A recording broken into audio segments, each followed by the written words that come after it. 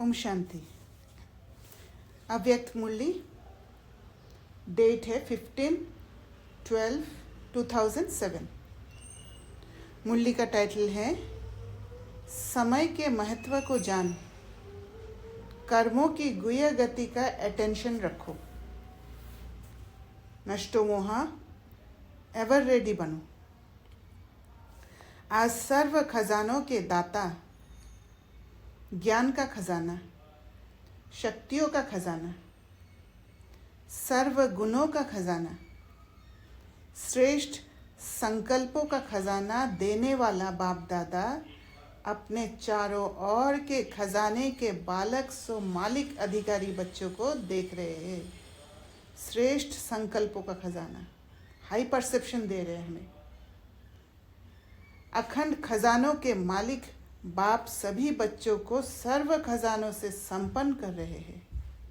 तो जैसे high perception देते हैं तो हमें उस लिमिटेशन से छुड़ा देते हैं, लिबरेट कर देते हैं, ओपन कर देते हैं। हर एक को सर्व खजाने देते हैं, किसको कम, किसको ज़्यादा नहीं। किसको कम, किसको ज़्यादा नहीं देते, क्योंकि अखंड खजाना है। क्योंकि बाबा इस दुनिया से प्रभावित नहीं होते हैं, इसलिए सबको समान देखते हैं। चारों ओर के बच्चे बाप दादा के नैनों में समाये हुए हैं। सभी खजानों से भरपूर हर्षित हो रहे हैं। तो जब खजानों से भरपूर होते हैं तो ऑटोमेटिक हर्षित रहते हैं। आजकल के समय प्रमाण सबसे अमूल्य श्रेष्ठ खजाना है पुरुषोत्तम संगम युग का समय, क्योंकि इस समय पर ही सारे कल्प की प्रारब्ध बना सकते हो। क्योंकि यहीं पर हम अपने आप को परिवर्तन करके सारे कल्प की प्रारब्ध बनाते हैं। दीदी ओम शांति। ओम शांति। तो इस वक्त अगर हम कुछ करे भी नहीं, कोई पुरुषार्थ भी नहीं करे, हाँ। ऐसे ही रहे तो भी फायदा होगा या क्या? अगर हम पुरुषार्थ करना पड़ेगा। तो टाइम का क्या महत्व हुआ? टाइम का महत्व ये हुआ, जब आप पुरुषार्थ करते हो आप बाबा को जान पाते हो।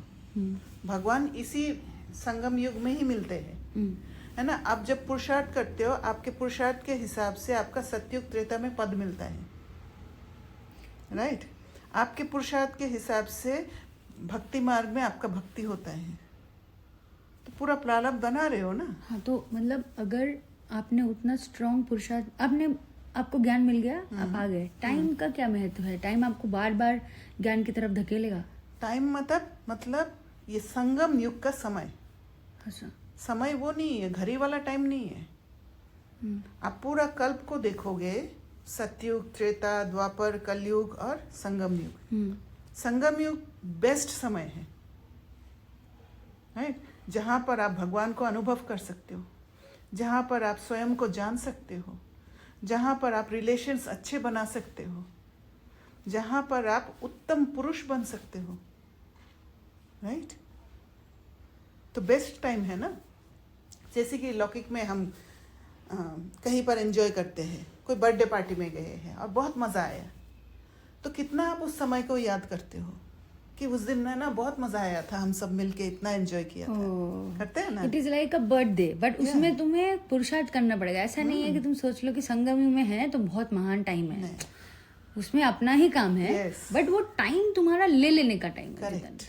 आप कितना उसका एडवांटेज उठा सकते हो वो आपके ऊपर। हाँ, ऐसा नहीं कि संगम हुआ है, ज्ञान में एक बार आ गए तो बैठ गए। नो, इसीलिए तो नंबरवार पुरुषार्थ अनुसार बाबा कहते हैं। So it's the timing that we have to take advantage from, nothing like. इसीलिए तो बाबा कहते हैं कि हर सेकंड इम्पोर्टेंट है संगम युग का। आजकल के समय प्रमाण सबसे अमूल्य श्रेष्ठ खजाना है पुरुषोत्तम संगम का समय, क्योंकि यही संगम समय पर पुरुष उत्तम बन सकते। उत्तम पुरुष मतलब you can go to your highest state. दीदी, हाँ जी, एक लाइन बोलूं? हाँ हाँ। जैसे आपने बहुत अच्छा एग्जांपल दिया ना बर्थडे पार्टी का, तो हम उस बंदे के घर भले पहले गए, लेकिन जब बर्थडे पार्टी का माहौल और उस दिन का माहौल, खुशी का जो लेवल है, वो अलग रहता है, करेक्ट। क्योंकि उस दिन बर्थडे पार्टी में हर आपका आवाज नहीं आ रहा ऐसे संगम युग में, हाँ अभी आ रहे हैं। जैसे हमारे एडवांस पार्टी का पुरुषार्थ हम्म, बाबा के गुण और आपकी आवाज नहीं आ रही है नीतू बहन। पुरुषार्थ वातावरण को संगम युग के बहुत रिच बना दिए, इसलिए इसकी वैल्यू है।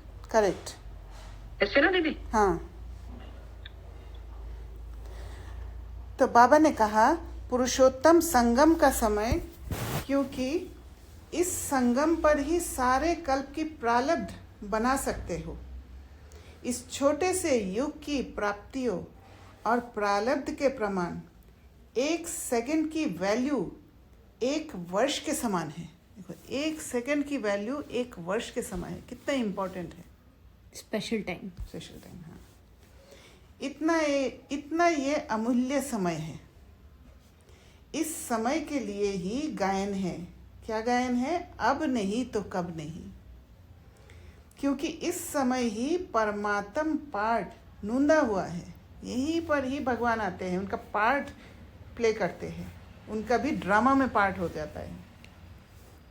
इसलिए इस समय को हीरे तुल्य कहा जाता है।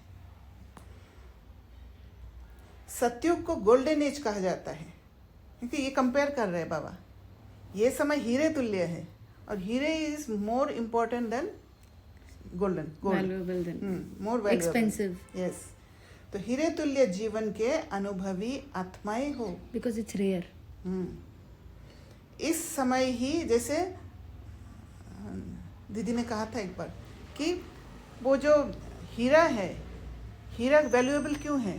क्योंकि कोयला से निकलता है, वो काला कोयला से निकलता है। तो हम भी शूद्र बनकर काले हो गए थे, वहाँ से हीरा इवॉल्व होके निकला है। तो कितना इम्पोर्टेंट है, कितना पुरुषार्थ किया होगा तब जाके वो स्टेट आया है। सतयुग को गोल्डन एज कहा जाता है, लेकिन इस समय भी हीरे तुल्य है, और आप सब बच्चे भी हीरे तुल्य जीवन के अनुभवी आत्माएं हो। उस जीवन के अनुभवी आत्माएं हैं हम। इस समय ही बहुत काल की बिछुड़ी हुई आत्माएं परमात्म मिलन, परमात्म प्यार, परमात्म नॉलेज, परमात्म खजानों के प्राप्ति के अधिकारी बनते हैं। सब कुछ भगवान के साथ का सब कुछ मिलता है इस समय। सारे कल्प में देव आत्माएं, महान आत्माएं हैं, लेकिन इस समय परमात्म ईश्वरीय परिवार है। इसलिए जितना इस वर्तमान समय का महत्व है, इस महत्व को जान, जितना अपने को श्रेष्ठ बनाने चाहे उतना बना सकते हैं।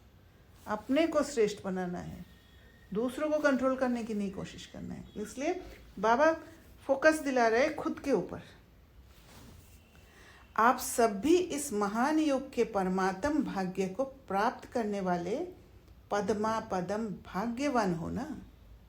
इस संगम युग में आए, बाबा को पहचाना, इस परिवार को जाना, ये पद्मा पदम भाग्यवान है हम।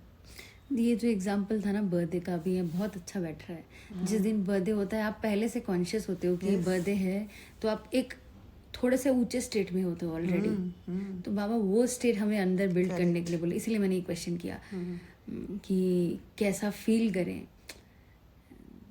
We can now relate and churn on this one ना। नाइस। और जितना आप चर्न करोगे ना उतना नशा चढ़ेगा। हाँ, इस युग का। एग्जैक्टली बर्थडे के साथ अगर कोरिलेट करे कि खत्म हो जाएगा वो दिन, रात हो जाता है, थोड़ा धीरे धीरे दिन खत्म हो रहा है।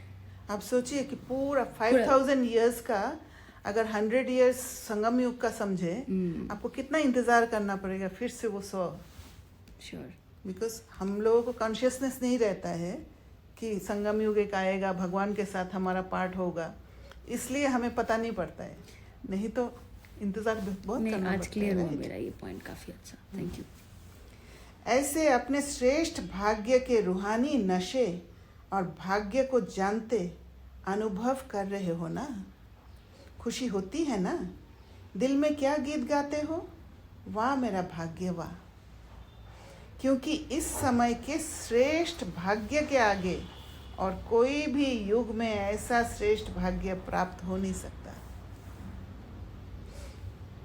तो बोलो, सदा अपने भाग्य को स्मृति में रखते हर्षित होते हो ना? होते हो? जो समझते हैं कि सदा हर्षित होते हैं, कभी कभी वाले नहीं। जो सदा हर्षित रहते हैं वह हाथ उठाओ। सदा, सदा अंडरलाइन करना, सदा, हर पल हर्षित। अभी टीवी में आपका फोटो आ रहा है, सदा वालों का फोटो आ रहा है, मुबारक हो। माताएं हाथ उठाए, शक्तियाँ उठाए, डबल फॉरेनर्स। हाँ, सदा हर्षित को थोड़ा एलाबोरेट करो। सदा हर्षित माना आप चाहे कितना भी बातें सामने आ जाए, वो आप अपने जो रियल स्टेट उसमें ट्यून्ड होने का आप टेक्निक जान गए, उसको सदा हर्षित। क्योंकि सिचुएशंस तो आएंगे और आप हो सकता है थोड़ा सा इम्बैलेंस हो भी जाएंगे, थोड़ा सा होते ही आप उसको समझ जाओ और फिर से अपने आप को ट्यून करके ओरिजिनल स्टेट में टिक जाओ। यह है सदा हर्षित। कभी कभी वाले तो पीछे आने वाले हैं, सदा वाले क्या है? वो बाबा के साथ आएंगे, राइट? क्या शब्द याद रखेंगे? सदा। कभी कभी वाले तो पीछे आने वाले हैं। बाप दादा ने पहले भी सुनाया है कि समय की रफ्तार बहुत तीव्र गति से आगे बढ़ रही है। समय की गति को जानने वाले अपने को चेक करो कि मास्टर सर्वशक्तिवान, हमारी गति तीव्र है। बाबा क्या टाइटल दे रहे हैं? मास्टर सर्वशक्तिवान, पर हमारी गति तीव्र है। पुरुषार्थ तो सब कर रहे हैं, पुरुषार्थ हम कर रहे हैं, लेकिन बाप दादा क्या देखने चाहते? हर बच्चा तीव्र पुरुषार्थी, हर सब्जेक्ट में पास विद ऑनर है। वह सिर्फ पास है। पास विद ऑनर माना सिचुएशन आया, आपने क्रॉस कर लिया, आपको पता है कि कैसे क्रॉस करना है उसको, है ना? अनअफेक्टेड, अनइन्फ्लुएंस्ड। और अगर आपने उसमें इन्फ्लुएंस हुए, फिर उसको अपने आप को डिटैच किया, उस प्रोसेस द्वारा गुजरा, तो फिर उसमें वो क्या होता है? पास होना होता है। तीव्र पुरुषार्थी के लक्षण विशेष दो है। एक नष्ट मोह, क्योंकि जहाँ मोह होता है वहाँ बंधन में होते हैं, वहाँ फ्रीडम नहीं होता है, और वहाँ पर डिपेंडेंसी होता है। तो इसीलिए पहला लक्षण तीव्र पुरुषार्थी का क्या होगा? फ्रीडम, नष्ट मोह, अटैचमेंट। चाहे अटैचमेंट दे और दे के संबंध के लिए भी हो सकता है, कोई पद पोजीशन के लिए भी हो सकता है, कुछ भी हो सकता है, या कहीं से कुछ जूस मिलने का भी हो सकता है। अगर किसी को कोई भीड़ जगह पे पसंद नहीं है, मेरे को ऐसा खाली जगह चाहिए या ऐसी चीज़ें चाहिए, बहुत लोग पसंद नहीं वैसा जगह, तो वो ना मेरे को थोड़ा मेंटली उस टाइम पे इम्पैक्ट करता है। तो वो भी मोह है क्या? नहीं, मोह नहीं है। वो आपका अपना सॉलिट्यूड स्पेस चाहिए, राइट? वो पुरुषार्थ के लिए चाहिए, वो मोह नहीं है। वो मोह नहीं है। नहीं, उसमें जहाँ पर अट्रैक्शन होगा या रिपल्शन होगा, अच्छा, वहाँ पर मोह होगा, अटैचमेंट होगा, है ना? रिपल्शन भी होता है, उसमें अटैचमेंट है, तभी रिपल्शन हो रहा है। बट अपने पुरुषार्थ के लिए अगर आप अपना कोई सिचुएशन सीन को अपने फेवरेबल में बना रहे हो तो it's okay, then is fine, because you are doing for yourself. कि मानो मैं अगर घर गई तो मुझे ऐसा अपना रूम चाहिए या ऐसा चाहिए, दैट इज नॉट मोह। दैट इज नॉट मोह। ओके, पर आप पुरुषार्थ के लिए आपको उस घर से निकलना है, पर आपको वो लग रहा है नहीं मुझे वहाँ रहना है, मेरे मम्मी पापा के साथ रहना है, मेरे भाई के साथ रहना है, तो फिर वो नष्ट मोह नहीं है, वहाँ मोह है। ओके, ठीक। सबसे पहले नष्ट मोह, सॉरी, दूसरा है एवर रेडी। एवर रेडी माना क्या है? प्रिपेयर्ड रहना, हर बात के लिए प्रिपेयर्ड रहना, हर एक्सट्रीम बात के लिए प्रिपेयर्ड रहना, क्योंकि जहाँ पर हम प्रिपेयर्ड रहते हैं वहाँ पर हिम्मत आ जाता है। सबसे पहले नष्ट मोह इस देह भान, इस देह अभिमान से है, तो और बातों में नष्ट मोह होना कोई मुश्किल नहीं है। देह भान और देह अभिमान से, देह भान की निशानी है वेस्ट, व्यर्थ संकल्प, व्यर्थ समय। ये चेकिंग स्वयं ही अच्छी तरह से कर सकते हो। साधारण समय वह भी नष्ट मोह होने नहीं देता, तो चेक करो हर सेकंड, हर संकल्प, हर कर्म सफल हुआ, क्योंकि संगम युग पर विशेष बाप का वरदान है। सफलता आपका जन्मसिद्ध अधिकार है, तो अधिकार सहज अनुभूति कराता है। और एवर रेडी का अर्थ है मन, वचन, कर्म, संबंध संपर्क में समय का ऑर्डर हो अचानक तो एवर रेडी। अचानक कोई भी सिचुएशन आ सकता है, उसके लिए एवर रेडी रहो। और अचानक ही होना है, सब कुछ अचानक ही होना है, बोल के नहीं आएगा कोई भी बात। इसीलिए बाबा ने हमें क्या नाम दिया, इनकॉग्निटो वॉरियर।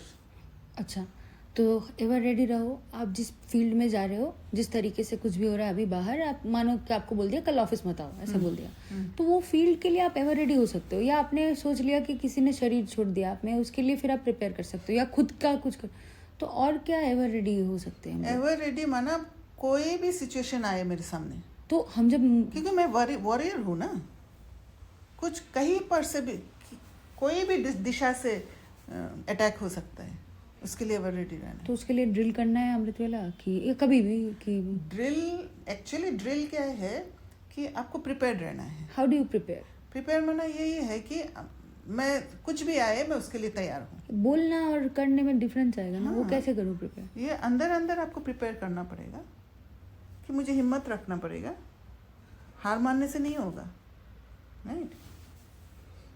जैसे अपनी दादी को देखा, अचानक एवर रेडी, हर स्वभाव में, हर कार्य में इजी रही, क्योंकि जहाँ आपका प्रिपरेशन रहेगा। मैं तो एक्सट्रीम के लिए प्रिपेयर्ड थी, है ना।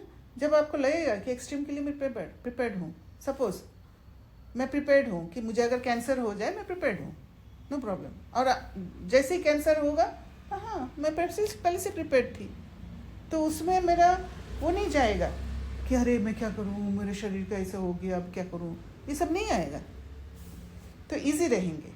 तो दादी के लिए बाबा ने कहा वो इजी रहे, संपर्क में इजी, स्वभाव में इजी, सेवा में इजी, संतुष्ट करने में इजी, संतुष्ट रहने में इजी। इसलिए बाप दादा समय की समीपता का बार बार इशारा दे रहा है। सपोज आप किसी से बहुत प्यार करते हो, आपके मम्मी पापा से बहुत प्यार करते हो, आप सोच ही नहीं सकते हो कि मम्मी पापा ऐसा काम करेगा कि मेरे अगेंस्ट में हो जाएगा और आपको कुछ लीगल एक्शन भी लेना पड़ेगा, ये सब है ना, नहीं आता है। पर उसके लिए भी प्रिपेयर्ड रहना है। क्या पता वो डिप्लीटेड सोल से कभी भी कुछ भी आ सकता है, कुछ भी कर सकते हैं। अभी आपका भाई के प्रति इतना ट्रस्ट है, कल को आपका भाई आपको ही थप्पड़ मार दिया, प्रिपेयर्ड रहो उसके लिए। बट उसमें जज नहीं करना, पर अपना प्रोटेक्शन भी करना। ऐसे नहीं मार खा के आ जाओ। प्रोटेक्शन नहीं करना, कभी हम एक्सट्रीम हो जाते हैं, बट उसमें जज नहीं करना है, वो भी मेंटेन करना पड़ेगा। हाँ, वो भी मेंटेन करना पड़ेगा, क्योंकि जजमेंट जजमेंटल जब होते हो तब खुद को करप्ट करते हो। वो खुद को बचाने के लिए है। Preparation is very personal, it has nothing to do with judging others. You can not जज एनीवन, बिकॉज वो जजमेंट आ जाता है ना, आता है। क्योंकि जब आप प्रिपेयर्ड नहीं होते हो तभी जजमेंटल होते हो। So when you are preparing yourself, then also you cannot get judgmental about anybody. वो आएगा ही नहीं, क्योंकि आप प्रिपेयर्ड थे पहले से। यू नो, नॉलेज को जानते हो। जब प्रिपेयर्ड होते हो ना, तब नॉलेज से आप बातों को समझते हो, इसलिए प्रिपेयर्ड रहते हो। ये तो होना ही था, मुझे पता था ये होगा। जब आपको पता है ये होगा, नथिंग न्यू हो जाता है, राइट। बाबा कहते हैं ना, नथिंग न्यू। आप ड्रामा के सीन को भी रीड करना चालू कर देते हो कि अगर कहाँ पे इम्बैलेंस दिखता है तो आपको पता ही है कि वहाँ पे होना है, because law will come to balance. That is why आप जानते हो कि आदि मध्य अंत का नॉलेज जानते हो। जानते हो हर एक सोल डिग्रेड हुए हैं, तो ऐसे एक्ट कर सकते हैं, राइट। और मेरा भी इम्बैलेंस हुआ, तो वो तो बैलेंस होगा। कहीं पे मैं एक्सट्रीम बहुत ज्यादा अटैच प्यार है, तो वहाँ पे तो वो आएगा ही, वो तो आना ही है। हाँ, क्योंकि आपको ये नॉलेज है, इसीलिए आपने बोला कि आना ही है, राइट।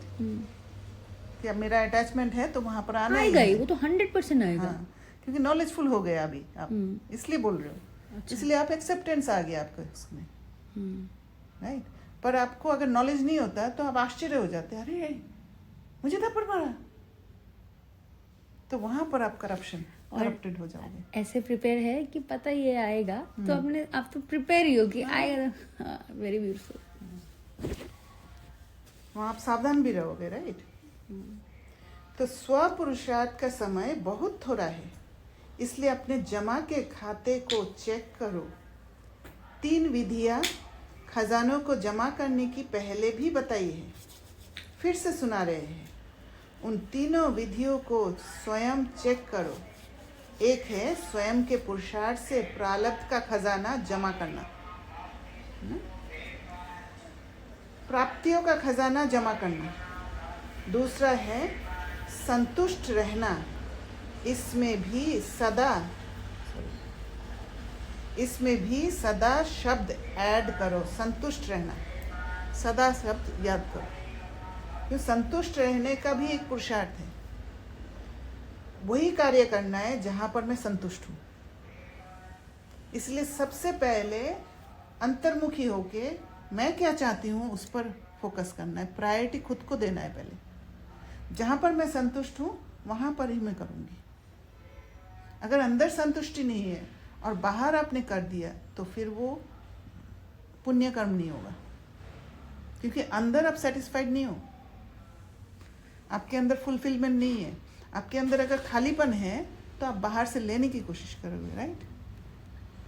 अगर आपको कुछ चीज़ दिखा, आपको खरीदना है ना, अंदर मन कर रहा है, वो थोड़ा एक्सपेंसिव है अपने लिए, तो एक क्वेश्चन आएगा ये मोह तो थोड़ी है क्या नहीं है, बट आपको ज़रूरत है, आपको चाहिए, तो वहाँ पे आपको वहाँ पे भी खुद ये चेकिंग करना पड़ेगा कि आपको चाहिए नहीं चाहिए। हाँ, चीज़ें लेना वो अलग बात है। ये संतुष्टि वाला बात आ रहा है आत्माओं के बीच, क्योंकि वहाँ रिलेशन बिगड़ने का चांस रहता है। Sure. मुझे संतुष्टि नहीं है, आपको हेल्प करने का संतुष्टि नहीं है, अच्छा लगता है ना, और मैं करने जा रही हूँ तो कहीं ना कहीं मेरा स्वार्थ है, निस्वार्थ नहीं होगा फिर। और जहाँ स्वार्थ है वहाँ स्पिरिचुअल रिलेशन बिल्ड नहीं होगा। वहाँ या तो वर्टिकल रिलेशनशिप होगा, क्योंकि मुझे कुछ आपसे चाहिए। जहाँ पर मुझे कुछ आपसे चाहिए मतलब आपके पास है, मेरे पास नहीं है। तो जहाँ आपके पास है आप ऊंचा हो और मैं नीचा हो गई, राइट। इसलिए पहले वो स्थिति को देखना है कि मैं संतुष्ट हूँ। मैं संतुष्ट तभी होंगी जब मैं फुलफिल्ड होंगी, भरपूर होंगी। जहाँ मेरे अंदर भरपूरता है वहाँ मैं आपके लिए खुले दिल से कर सकती हूँ।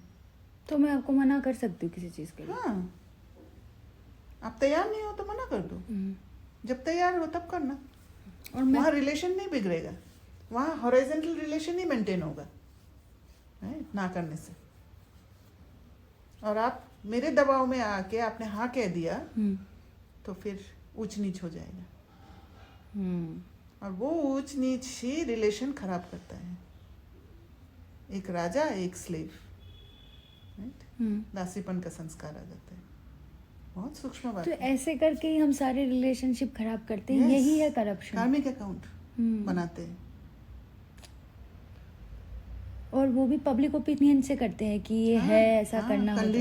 Conditioning, public opinion, beliefs, प्रेजुडाइसेस।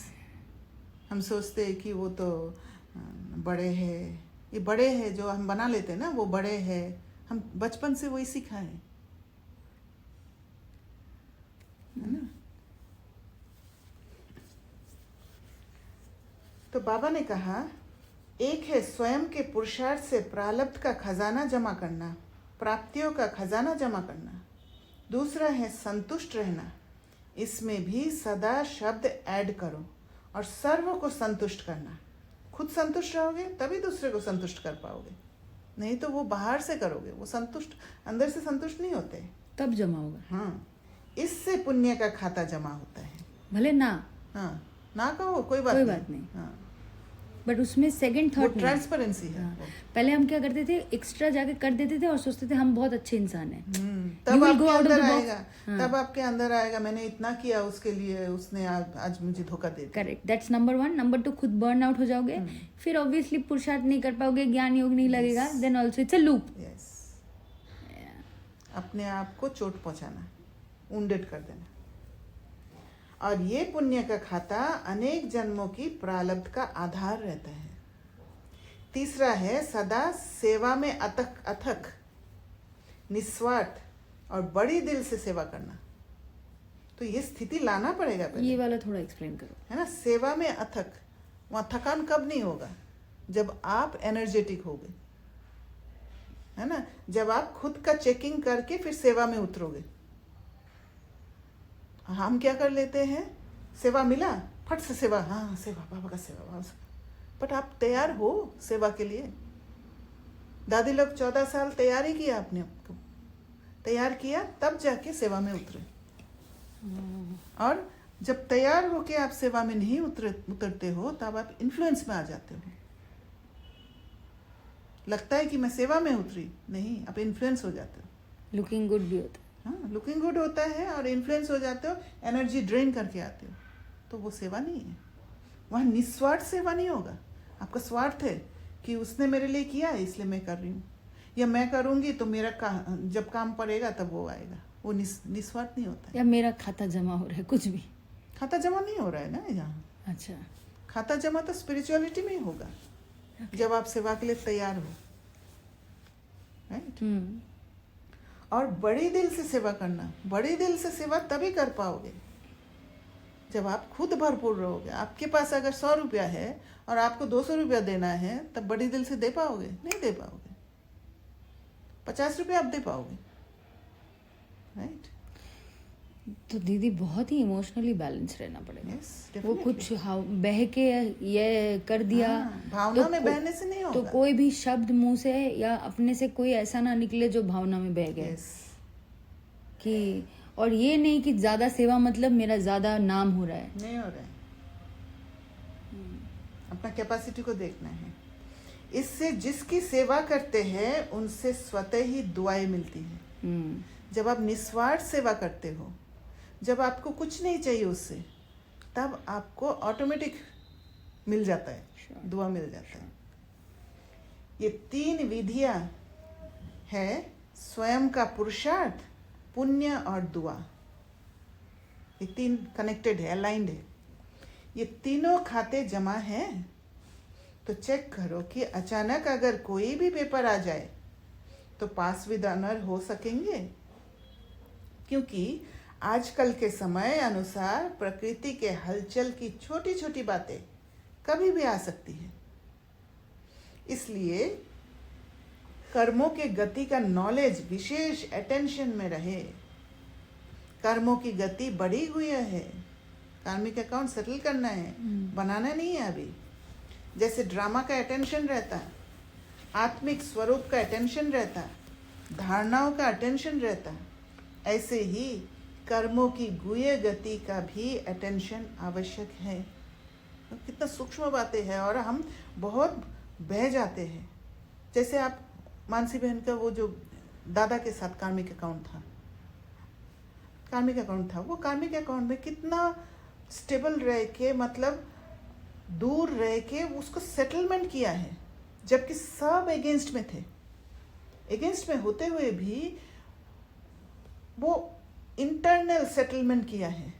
तो वो दिखेगा नहीं, बाहर से आपका सारा नेगेटिव फोर्सेस आएगा कि आप गलत कर रहे हो, कोई ब्लेम करेगा, कोई ये कहेगा, कोई वो कहेगा, उसको भी कट करके। और सबसे ब्यूटीफुल बात ये है, सिर्फ मानसी बहन ने सिर्फ दादा के साथ सेटलमेंट नहीं किया, वो सब आत्माओं से सेटलमेंट किया है, जिन आत्माओं ने ब्लेम किया, जिन आत्माओं ने ऐसे परसीव किया है कि वो अनसमय में दादा को छोड़ दिया, ये सब उन्होंने वहाँ भी सेटलमेंट हुआ। उन्होंने 2 चीजें ब्रेक की। पहले तो अपना क्या लोग क्या सोचेंगे, लुकिंग गुड, और उससे उनको करेज मिला। यस, तो कितना फायदा हुआ उस सीन में, देखो। और वो बहुत सटल है, वो देखने का आँख होना चाहिए। करेक्ट। और उनसे जैसे कभी हम खुद भी वीक हो जाते हैं, कोई सीन आता है, कोई ब्राह्मण आत्मा को ऐसा देखते हैं, तो वो आप उससे अपने आप में बल भी भर सकते हैं। हाँ, इंस्पिरेशन ले सकते हैं। Yes, definitely.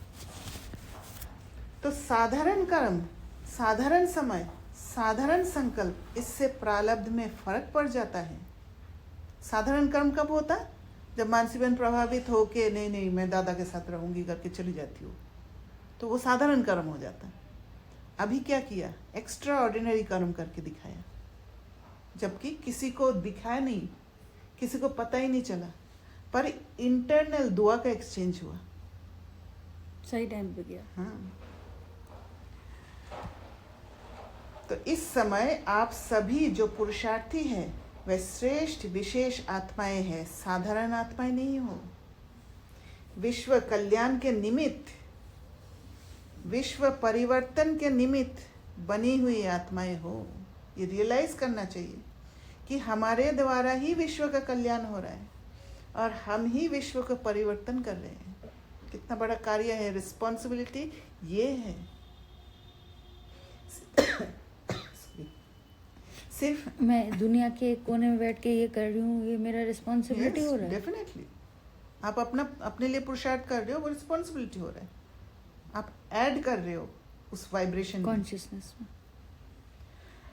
सिर्फ अपने को परिवर्तन करने वाले नहीं हो, देखो बाबा ने बोल दिया, विश्व के परिवर्तन के जिम्मेवार हो। इसलिए अपने श्रेष्ठ स्वमान के स्मृति स्वरूप बनना ही है। बाप दादा ने देखा सभी का बाप दादा और सेवा से अच्छा प्यार है। सेवा का वातावरण चारों ओर कोई ना कोई प्लान प्रमाण चल रहा है। साथ साथ सभी समय के प्रमाण विश्व की आत्माएं जो दुखी अशांत हो रही है, उन आत्माओं को दुख अशांति से छुड़ाने के लिए अपनी शक्तियों द्वारा सकाश दो। तो अपने शक्तियों को यूज करोगे, अपने शक्ति वाला स्टेट में रहोगे, तभी ना सकाश फैलेगा। खुद ही अगर कमजोर बन जाएंगे, खुद ही अगर प्रभावित हो जाएंगे दुनियावी बातों में, तो फिर सकाश कैसे पहुंचेगा? राइट? इसलिए हर पल उस स्टेबल स्टेट में, ओरिजिनल स्टेट में रहना। जैसे प्रकृति का सूर्य सकाश से अंधकार को दूर कर रोशनी में लाता, अपनी किरणों के बल से कई चीजों को परिवर्तन करता, ऐसे ही मास्टर ज्ञान सूर्य अपने प्राप्त हुए सुख शांति की किरणों से, सकाश से दुख अशांति से मुक्त करो। मनसा सेवा से, शक्तिशाली वृत्ति से वायुमंडल को परिवर्तन करो। तो अभी मनसा सेवा करो। जैसे वाचा सेवा का विस्तार किया है, वैसे मनसा सकाश द्वारा आत्माओं में हैप्पी और होप की लहर फैलाओ। तो उस मन को प्यूरिफाई तो करना पड़ेगा ना, स्टेबल रखने के लिए। मन जब स्टेबल रहेगा तब जाके वो सकाश ऑटोमेटिक आपसे रेडिएट होगा और ये दुखी आत्माओं तक पहुंचेगा और दुखी आत्माओं को हैप्पी करोगे, होप की लहर फैलाओगे, ऑटोमेटिक फैलाओगे। सेवा कर रहे हो, इसलिए निरंतर सेवा वाली बात बाबा ने कहा है। कोई जगह भले आप छोड़ के भी आ जाओ, बाद में शायद लोगों को बाद वो रियलाइज होगा ना। हाँ, हमें ज़रूरत ही नहीं है कि कौन रियलाइज़ कर रहा है नहीं कर रहा है। हमें सिर्फ बाबा ने जो सिखाया, बाबा जो श्रीमत दिया, उस पर चलना है। इसीलिए तो कनेक्शन स्वयं के साथ और बाबा के साथ, क्योंकि जब दूसरे के साथ कनेक्शन होते हैं तब हमारे अंदर एक इच्छा होता है कि वो जाने मैं क्या कर रही हूँ। हम जस्टिफाई करने की कोशिश करते हैं। नहीं, कभी कभार सटली आपको फीलिंग होता है कि आपको ब्लेसिंग मिल रहा होगा, कहीं से मिलता है, मिल रहा होगा भी नहीं, कभी कभार ऐसे ही थॉट में मिलता है। तो मुझे लगता है कि वो भी आत्मा है जो, देखो आत्मा को तो समझ आता है, पर आत्मा जो कवरिंग्स में फंसे हुए हैं, मास्क में फंसे हुए हैं, उसके कारण वो मन बुद्धि रिसीव नहीं कर पाता है बात को। जैसे आप अपने फ्रेंड के लिए दूर रह के भी आप उसके लिए शुभ भावना शुभकामना दे के आप उसका साथ हो, पर वो आत्मा सेंस परसेप्शन में फंसी हुई है। तो वो आत्मा को देख रही है कि देवो तो आए ही नहीं, मेरे बुरे समय में आए नहीं। पर आप अगर उसमें फंसे हो तो आप दिखाने जाओगे कि मैं बुरे समय में प्रेजेंट हूँ। वो सेंस परसेप्शन में आप फंस गए। पर आप अगर बाबा के श्रीमत अनुसार चलोगे तो दूर रह के, मुझे नहीं चाहिए कि वो समझे नहीं समझे, पर वो सटली वो आत्मा समझ पाएगी कि आप कुछ कर रहे हो उसके लिए, और ये भी नहीं पता होगा कि आपने किया है, उस आत्मा को ताकत जो मिलेगा ना, वो ताकत मिलते ही उसको जो लिबरेशन फील होगा, उस लिबरेशन फील होते ही वो ऑटोमेटिक दुआ रिलीज करेगी। वो एक इक्वेशन बना हुआ है। यहाँ से आपका वाइब्स गया, उस आत्मा तक पहुंचा, वो लिबरेशन फील किया और उस वहां से दुआ रिलीज होगा। क्लियर हुआ? इस बारे में मैंने एक चर्न किया था, क्योंकि मेरा वीकनेस था जो आप बोल रहे थे बाहर से करने का, तो मैंने बहुत पुरुषार्थ करके वो रोका था। तो फिर मेरे को, मैं जब चर्न कर रही थी रोकते रोकते, फिर मेरे को बाबा ने समझ खुद अंदर से ही आया था कि जब हम खुद जाके खड़े हो जाते हैं ना, तो ये जो आत्मा है ना, इनका बिलीफ सिस्टम हम कर देते हैं कि मैं हूँ, इंसान पे भरोसा करते हैं उन लोग। They start believing in humans, and उनको वो रिलेशनशिप दिखता है कि फ्रेंड और वो नहीं, they I am taking them far from God. मैं उनको भगवान से दूर कर दूं, from themselves also जो वो खुद कर सकते। तो मैंने अपने को सेलिब्रिटी बनाने के कारण जो मुझे लगा कि मैं बहुत अच्छा इंसान बन रही हूँ, मैंने उनको खुद से दूर किया, मैंने उनको भगवान से दूर किया। जब मेरे को ये समझ में आ गया, अब आई एम केयरफुल।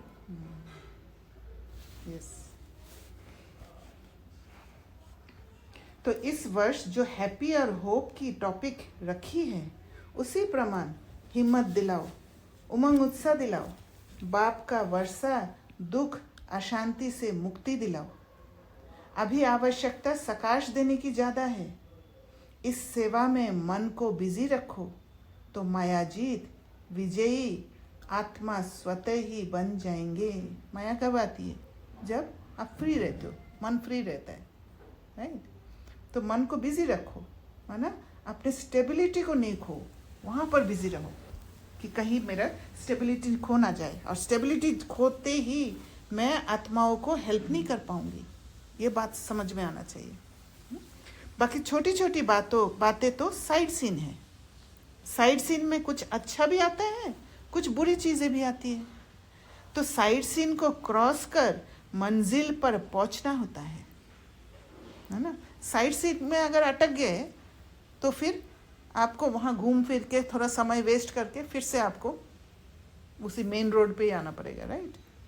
तो इसलिए साइड सीन को इग्नोर करो, मतलब उसको समझ के आगे बढ़ते जाओ, उसमें इन्फ्लुएंस नहीं हो।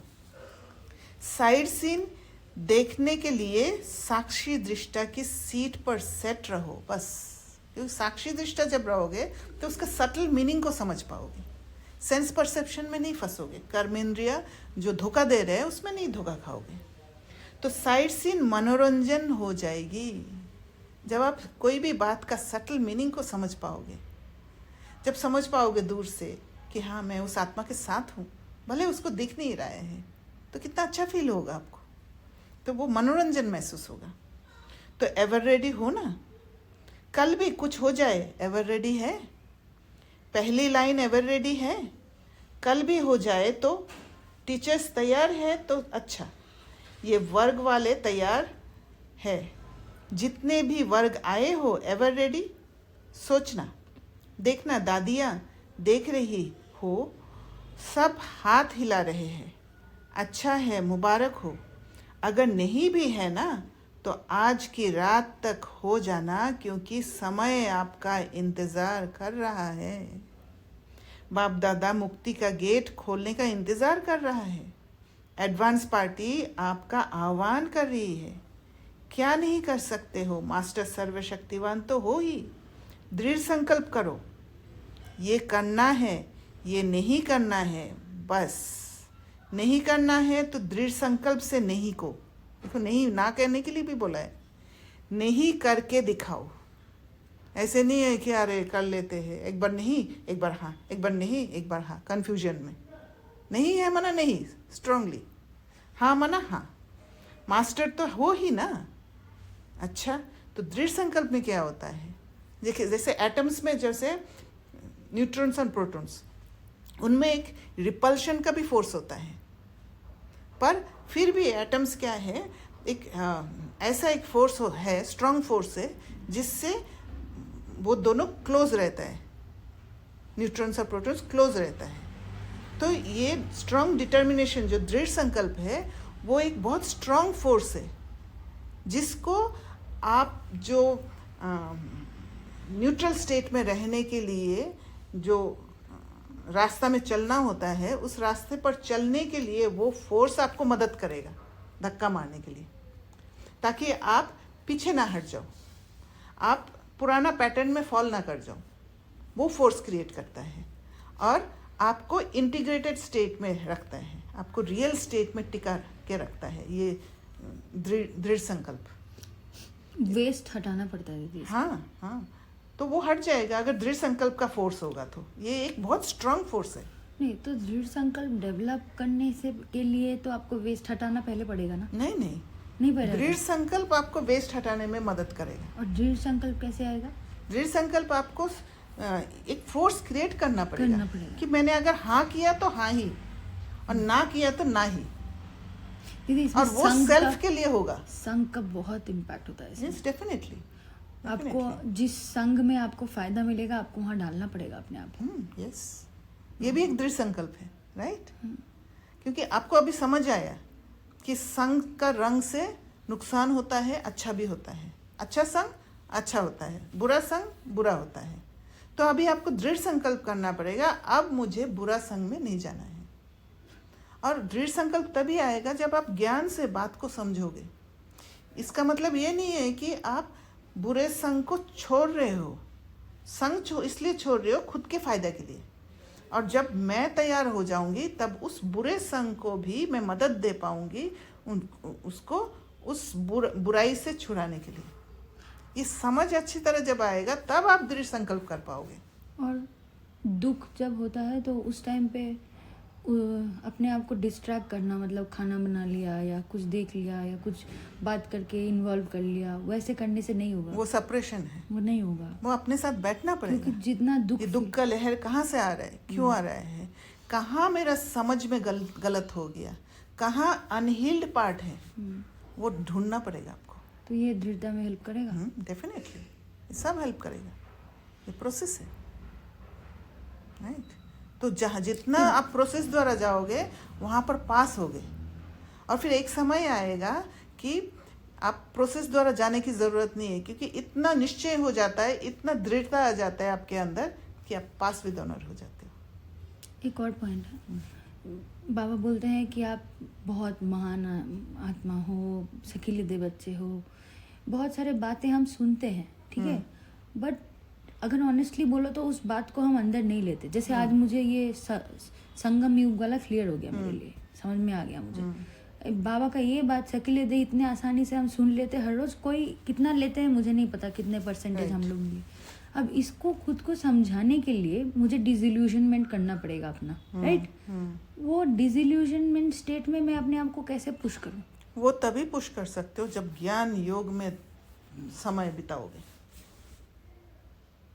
एक फिक्स टाइम अपने लिए रखोगे। ये नहीं है कि हम नहीं कह रहे कि आप सारे कार्य छोड़ के ज्ञान योग करो, पर ज्ञान योग अपना जीवन बन जाए। जैसे आप जॉब में भी रहते हो तो ज्ञान योग का प्रयोग करते रहोगे। मतलब जो कल बाबा ने बोला कि प्रयोग करते रहो, वरदान में बोला, एक्सपेरिमेंट, प्रयोगशाला right? कि ये नहीं काम कर रहा है तो ये देखते हैं कैसा होता है। परसेप्शन चेंज करना हर जगह पे, तब जाके वो स्टेट आएगा। मतलब अपने बिलीव्स को क्वेश्चन करना। yes.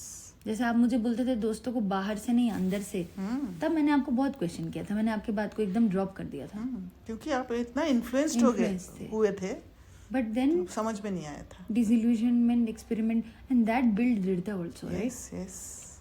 या अभी पहली बार कौन आए हैं? जो पहली बार आए हैं वह हाथ उठाओ, ऊंचा हाथ उठाओ, हिलाओ। इतने आए हैं, अच्छा है। जो भी पहले बारी आए हैं उनको पदम गुना मुबारक है, मुबारक है। बाप दादा खुश होते हैं कि कल पहले वाले बच्चे फिर से अपने परिवार में पहुंच गए, इसलिए अभी पीछे आने वाले कमाल करके दिखाना। पीछे रहना नहीं, पीछे आए हो लेकिन पीछे नहीं रहना, आगे से आगे रहना। इसके लिए तीव्र पुरुषार्थ करना पड़ेगा। ये आगे पीछे का क्या कॉन्सेप्ट है? आगे कौन सा समझेगी कौन आगे है, पीछे कौन समझे कौन बात पीछे? ये है कि दुनिया के हिसाब से जो पीछे आते हैं वो पीछे है ना। परसेप्शन यही है ना। लोगों को प्राउड भी है कि मैं पहले आया। मैं पहले आया, तो बाबा ये देखो, यहाँ पर भी बाबा वो हॉराइजेंटल रिलेशनशिप क्रिएट कर रहे हैं, है ना। बाबा ये नहीं कह रहे जो आगे आया उसको ज्यादा इंपॉर्टेंस दे रहे। आगे क्या है, व्हाट इज आगे? आगे माने बाबा का बनना, जो बाबा के जल्दी बन गए वो आगे हो गया ना। अब वो कौन से समय से दुनिया के आगे हिसाब है? से। वो कौन से समय से दुनिया आगे? के हिसाब से है। कौन सा ईयर आगे है, कौन सा ईयर पीछे है? नहीं, ईयर नहीं, बात ईयर नहीं है।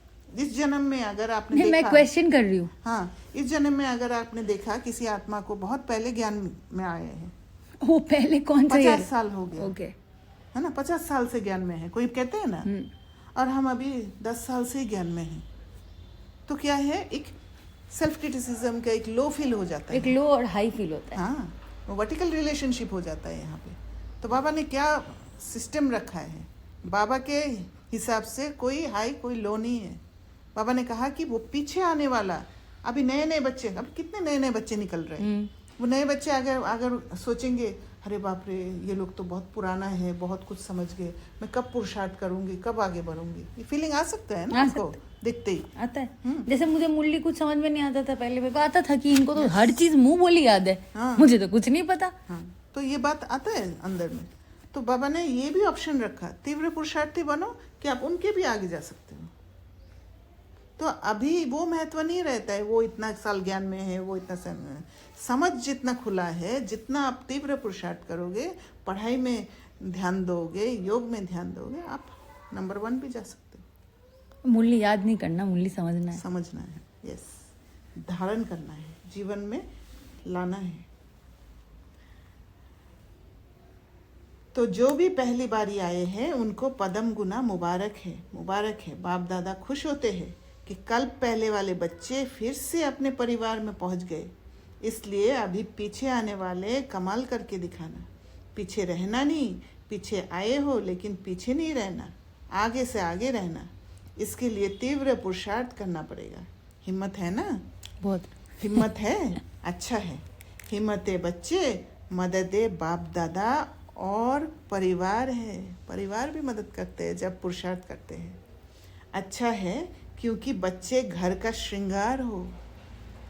तो जो भी आए हैं वह मधुबन के श्रृंगार है। अच्छा, सेवा का टर्न भोपाल जोन का है। अच्छा, बहुत आए हैं, झंडियाँ हिला रहे हैं। अच्छा है, गोल्डन चांस तो मिला है ना। अच्छा, जो भी सेवा के निमित्त आए हुए हैं, इनमें से सभी ने सेवा का जो बल है, फल है, अतीन्द्रिय सुख की अनुभूति का, वह अनुभव किया। अभी भले हाँ के लिए झंडी हिलाओ जिसने किया हो। अच्छा, अभी तो अतीन्द्रिय सुख का अनुभव किया, ये सदा रहेगा या थोड़ा समय रहेगा। जो दिल से प्रॉमिस करता है, देखा देखी हाथ नहीं उठाना। जो दिल से समझता है कि मैं इस प्राप्ति को सदा कायम रखूंगा, विघ्न विनाशक बनूंगा, वह झंडी हिलाओ भले। अच्छा, देखो आप टीवी में आ रहे हो, फिर ये टीवी का फोटो भेजेंगे। अच्छा, ये चांस जो रखा है वह बहुत अच्छा है, चांस लेते भी खुशी से है और टर्न बाय टर्न सभी को खाली दिल से छुट्टी भी मिल जाती है आने की। अच्छा, अभी कमाल क्या करेंगे, 2008 में आपको प्रत्यक्ष करके दिखाएंगे। किसी ने कहा ये बात। अच्छा है, 1-2 को सहयोग देकर इस वायदे को पूरा करना, 1-2 को सहयोग देकर, देखा, सहयोग, आधार नहीं, सहयोग जरूर करेंगे। मास्टर सर्वशक्तिवान के लिए कोई भी वायदा निभाना कोई बड़ी बात नहीं है। मास्टर सर्वशक्तिवान है, वायदा निभा सकते हैं। सिर्फ क्या करना है, दृढ़ता को साथी बना के रखना। ये बहुत स्ट्रांग फोर्स है, दृढ़ता को नहीं छोड़ना, क्योंकि दृढ़ता सफलता की चाबी है। दृढ़ता ही आपके मन को स्टेबल कर देगा। तो जहां दृढ़ता होगी वहां सफलता है ही, विक्ट्री। ऐसे है ना, करके दिखाएंगे, बाप दादा को भी खुशी है। अच्छा है, देखो कितनों को चांस मिलता है। आधा क्लास तो सेवा करने वालों की तरफ का होता है। अच्छा है, देखो साकार बाबा के होते हुए बहुत अच्छा पार्ट बजाया है। पहला म्यूजियम इसने महेंद्र भाई ने तैयार किया था।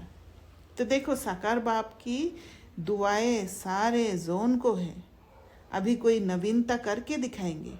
अभी बहुत समय हो गया है, कोई नई इन्वेंशन नहीं निकाली है। वर्गीकरण भी अभी पुराना हो गया है। प्रदर्शनियाँ, मेला, कॉन्फ्रेंस, स्नेह मिलन ये सब हो गए हैं। अभी कोई नई बात निकालो, शॉर्ट और स्वीट, खर्चा कम और सेवा ज़्यादा। राय बहादुर हो ना, तो राय बहादुर नई राय निकालो। जैसे प्रदर्शनी निकली, फिर मेला निकला, फिर वर्गीकरण निकला, ऐसे कोई नई इन्वेंशन निकालो। जैसे अभी 3D शो निकल रहा, देखेंगे कौन निमित्त बनता है। अच्छा है, हिम्मत वाले हैं, इसलिए बाप दादा हिम्मत रखने वालों को सदा एडवांस में मदद की मुबारक दे रहे हैं। अच्छा, अभी 1 सेकंड में सभी बहुत मीठी मीठी स्वीट साइलेंस की स्टेज के अनुभव में खो जाओ।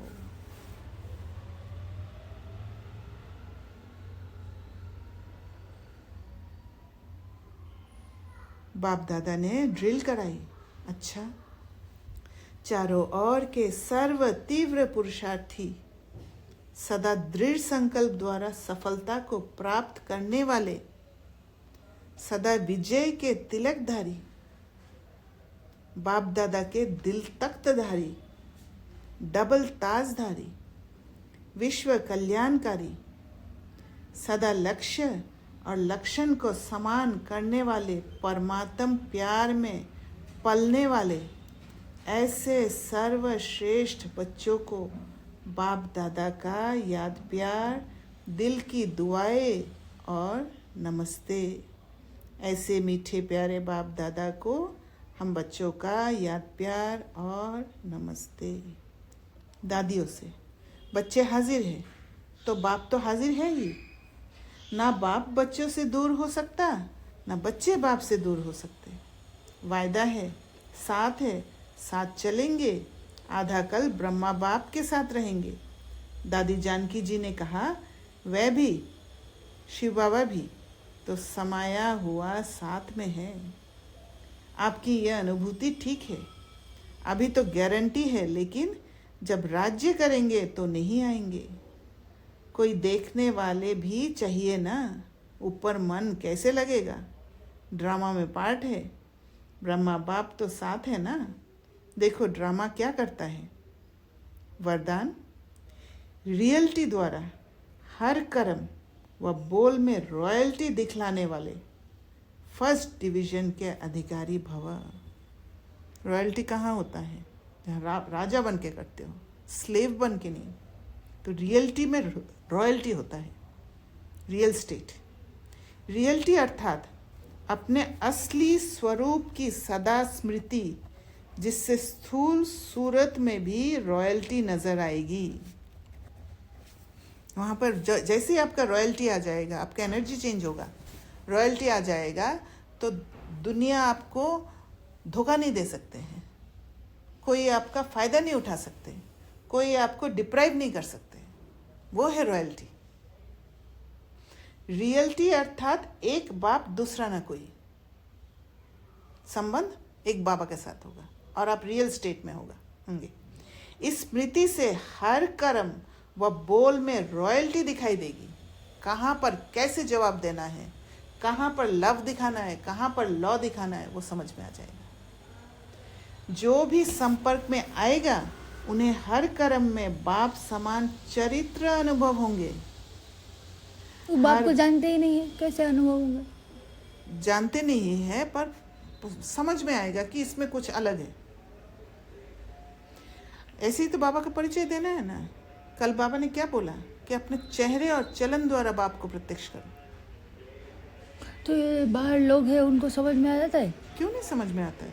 जब आपके अंदर वो रॉयल्टी दिखेगा समझ में आएगा, क्योंकि आपके रॉयल्टी द्वारा उनके अंदर क्या हलचल खत्म होगा। तो उनको क्या फायदा होगा?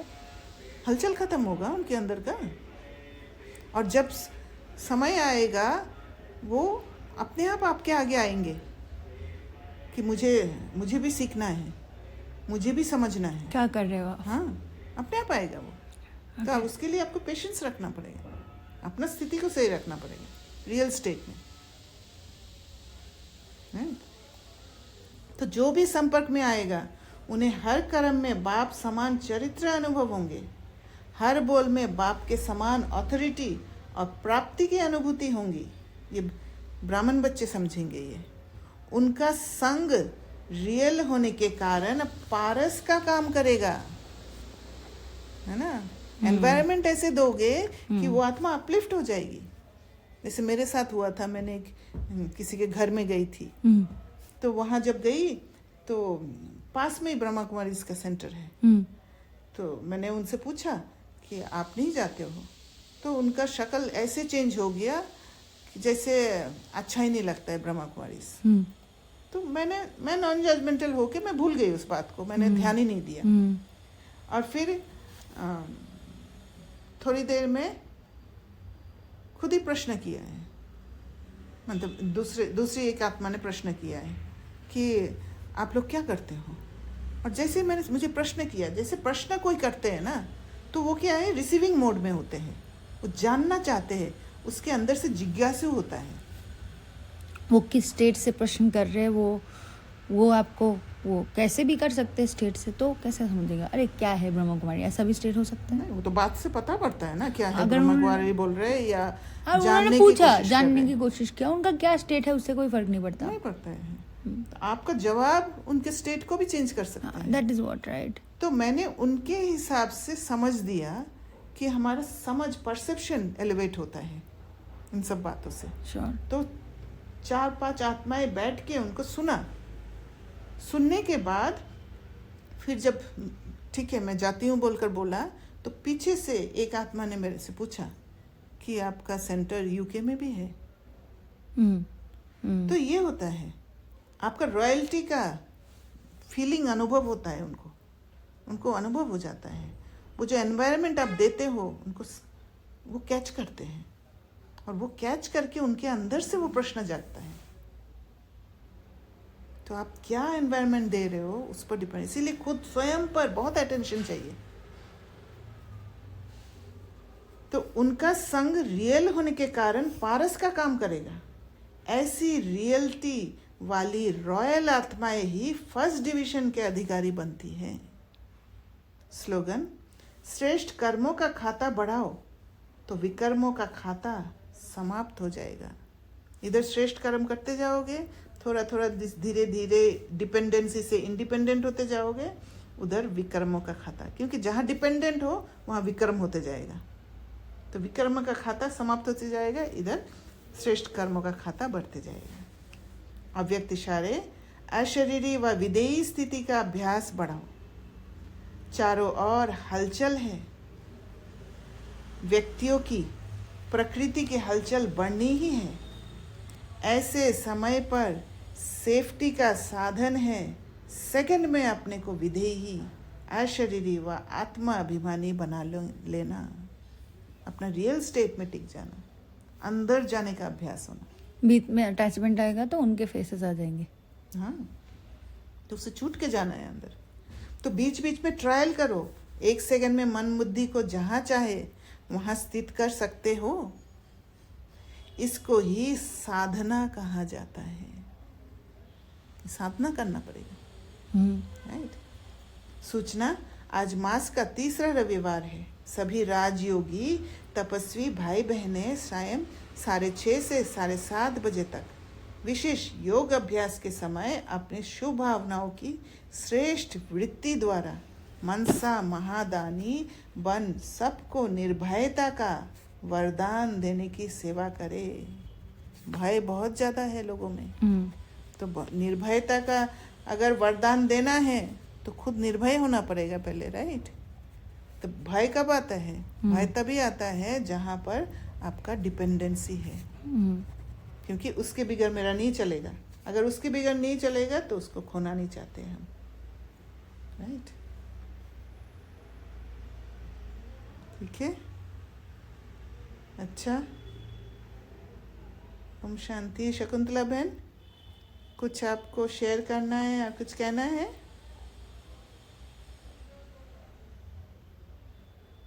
ठीक है, ओम शांति।